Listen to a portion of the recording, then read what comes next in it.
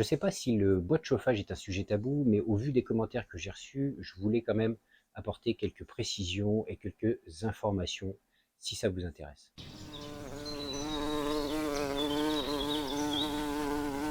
Salut, c'est Sylvain et aujourd'hui on revient sur la question du bois de chauffage. Je vais vous raconter un petit peu ce qui s'est passé. Tout a commencé à une époque où, donc ça devait être l'année dernière, où on m'a posé la question, alors je ne sais plus par quel biais, quelle était pour moi la différence entre un mètre cube de bois et un stère de bois.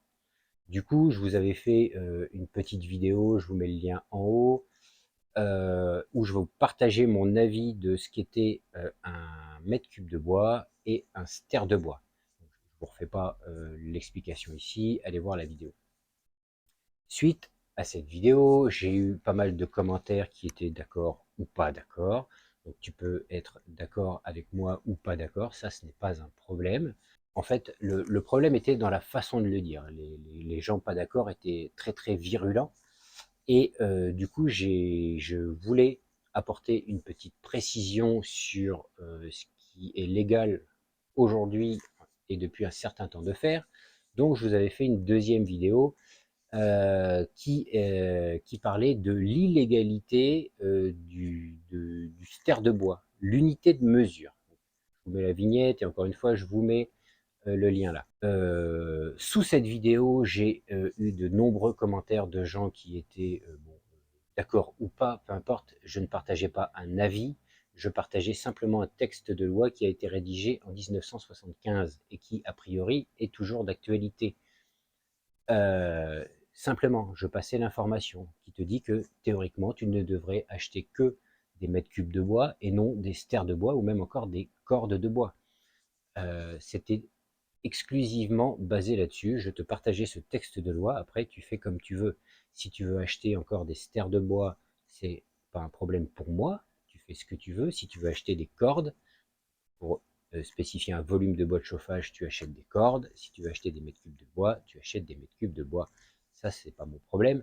L'important, je trouve, c'est que en tant qu'acheteur, tu aies un volume pour un prix qui te convient et tu es content.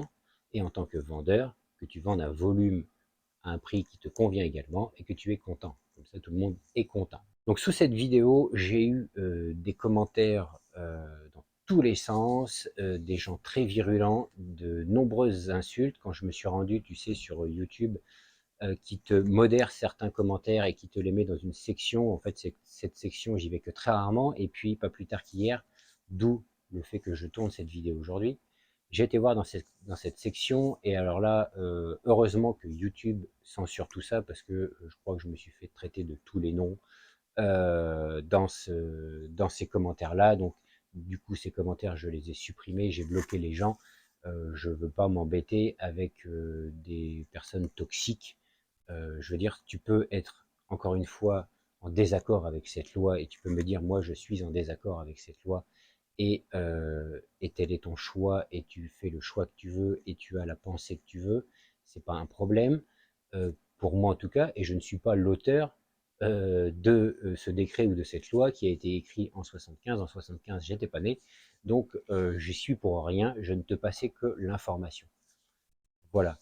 Ce que je voulais rappeler, donc, c'est cette importance. On peut être d'accord ou pas d'accord sur mon avis quand je parle, je sais pas, d'un produit, d'un multimètre, que j'ai dit que je trouve ça pas mal et que toi tu trouves ça nul. Tu peux me dire, eh bien moi, j'aime pas cette marque et ou ce modèle d'outil, d'objet, de je ne sais quoi, pour telle et telle raison, et moi ça me va, il n'y a aucun problème. Au contraire, vaut mieux si un produit est pas terrible et que moi j'ai trouvé bien, parce que moi c'est pas tombé en panne, parce que moi j'ai pas eu de problème, notamment par exemple la débroussailleuse Parkside où elle a encore tourné l'autre jour et moi j'ai pas eu de problème, et qui chez des gens à la première utilisation le moteur a serré par exemple. J'ai eu des commentaires, le moteur a serré.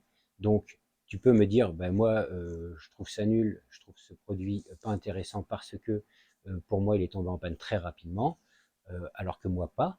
Et inversement, je peux avoir la même réaction. Imaginons qu'elle soit tombée en panne le premier jour pour moi et que vous, ça fait 6 mois qu'elle tourne toutes les semaines, admettons, et que ça fonctionne, eh bien, tu peux aussi me le dire en commentaire.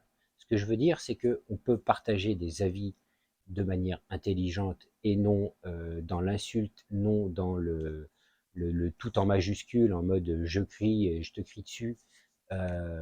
Tout ça, de toute façon, aujourd'hui, ça va partir de la chaîne. C'est déjà modéré de toute manière par YouTube automatiquement et heureusement.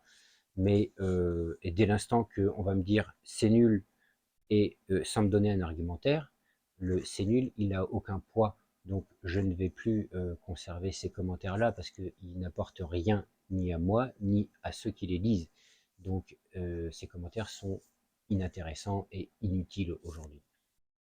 Et que ce soit sur mes vidéos et que ce soit sur les vidéos d'autres chaînes YouTube, quand tu dis c'est nul mais que tu n'expliques pas pourquoi, ton commentaire il est inutile.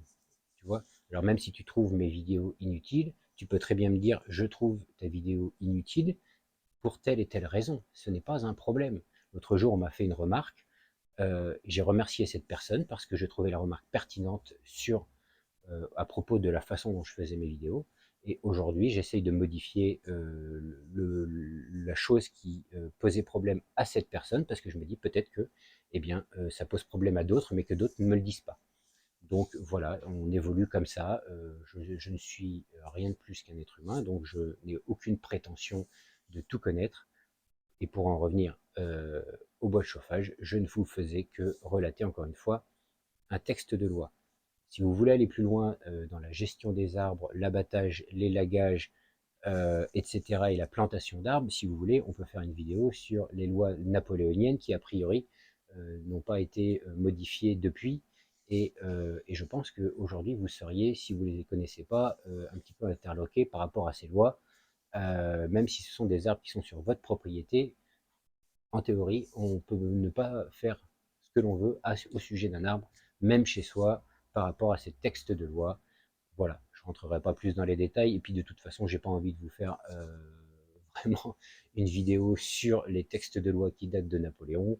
Si ça vous intéresse, faites des recherches. Voilà, donc je ne parle pas plus du bois de chauffage dans cette vidéo. Je vais vous laisser là. N'hésitez pas à me laisser vos commentaires sur ce que vous en pensez. Éventuellement, n'hésitez pas à mettre le petit pouce, à vous abonner.